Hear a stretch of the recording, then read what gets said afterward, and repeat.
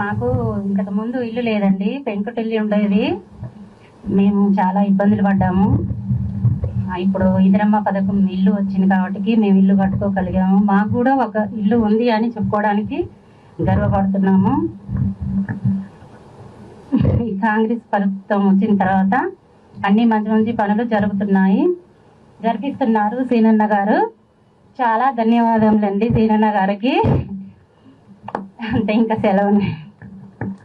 Thank you అబ్బా నీలమ్మ గారు. ఇక్కడ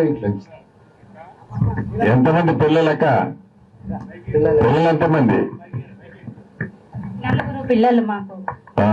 నేను మా వారికి నేను 2వ భార్యని. ఏం చదువుతున్నారే? మా పిల్లల బాబు లండన్ వెళ్ళాడు, చిన్న బాబు. పెద్ద బాబు రాజకీయంగా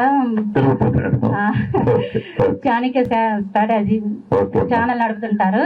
ఒక పెద్ద పాప, చిన్న పాప ట్రిపుల్ చేసింది, కరెంట్ డిపార్ట్మెంట్, ఇప్పుడు జాబ్ చేస్తుంది. ఇప్పుడు మీ వల్ల మేము ఇల్లు కట్టుకున్నాం, ఇందిరమ్మ పథకం కింద ఇల్లు కట్టుకున్నాము. మీకు చాలా ధన్యవాదాలు. మీరు ఇంకా ఎన్నో పనులు చేయాలి, ఈ ప్రభుత్వం ఇలాగే నడవాలి అని కోరుకుంటున్నాము. నమస్కారం అండి.